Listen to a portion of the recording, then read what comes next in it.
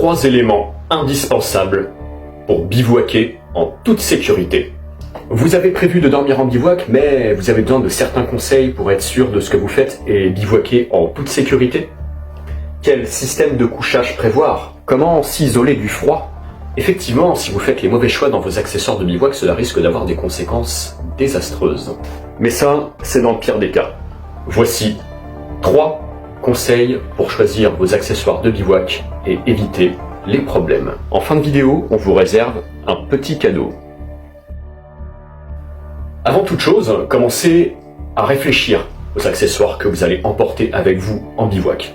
Chez Wonder Rando, pendant longtemps, on a eu des difficultés de ce côté-là, entre d'un côté les mauvais conseils ou de l'autre les équipements qui étaient inadaptés. Du coup, on a trouvé une solution intelligente. Et c'est la suivante. Prenez un papier, un crayon et listez tout simplement les différentes catégories d'accessoires que vous allez apporter avec vous en bivouac.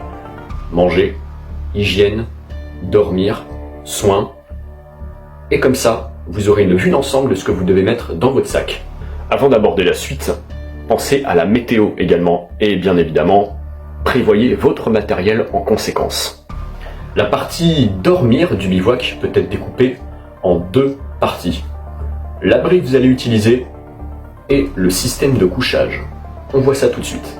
Premièrement, et c'est certainement l'élément le plus important, l'abri que vous allez choisir. La tente, le tarp ou encore le hamac.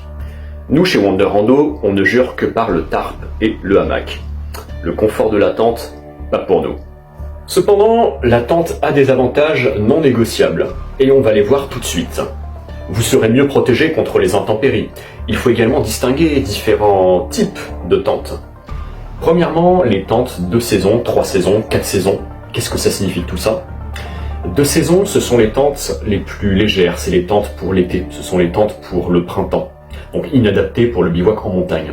Deuxièmement, vous avez également les tentes 4 saisons, qui elles sont plus orientées pour un bivouac en montagne, pour un bivouac par temps neigeux, par grand froid. Et ensuite, vous avez les tentes 3 saisons, qui elles sont les tentes qui sont les plus courantes et les plus polyvalentes, mais qui ne sont quand même pas adaptées au bivouac en montagne. Ensuite, on a différentes morphologies de tentes. Les tentes dômes, les tentes géodésiques, très solides et prévues pour le grand froid. Les tentes tunnels, plus légères et prévues pour les saisons fraîches. Les tentes pop-up, qui sont connues pour leur rapidité d'installation. Avant d'aborder la suite, parlons un petit peu des tarps. Nous, chez Wonder Rando, on n'aime que ça. Ultra simple à installer, extrêmement immersif, mais demande un peu plus d'expérience que dans une tente. Et oui, le tarp, c'est pas pour les petits joueurs. On distingue 2 types de tarp. Premièrement, le tarp en A, qui généralement fait 180 par 300 cm, ou le tarp 300 cm par 300 cm, donc un carré tout simplement. Ou deuxièmement, le tarp pyramidal, un peu plus rare. Avant d'aborder le dernier élément, le hamac.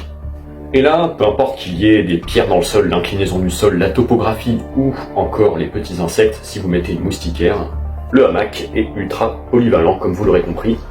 La seule condition, bien évidemment, c'est d'avoir des arbres à 3 ou 4 mètres de distance pour pouvoir l'accrocher, bien sûr.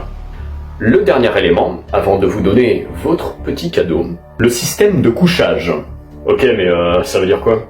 Le système de couchage est composé de 2 éléments. Premièrement, le matelas. Il y a 4 éléments à maîtriser au sujet de votre matelas.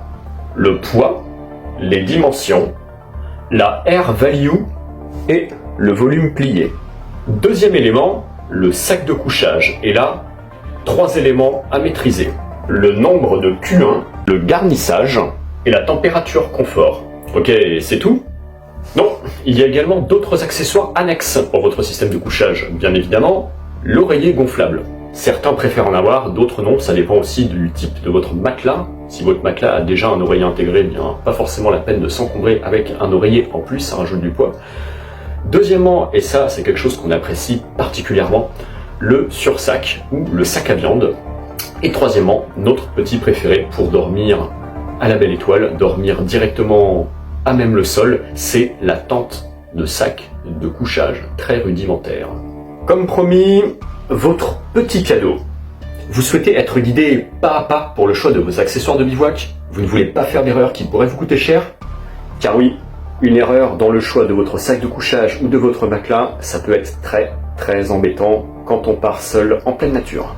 Du coup, on vous évite les drames et on vous fait gagner du temps avec notre e-book gratuit Les 10 commandements du bivouac pour partir en toute sécurité. Tiré de notre expertise en bivouac, le lien de l'e-book est en description. Bien évidemment, si vous êtes plus du style à faire la sieste dans votre lit ou votre canapé, cet e-book, il n'est pas pour vous. En attendant, moi je vous dis à la prochaine pour notre prochain épisode. Agour Lagounac.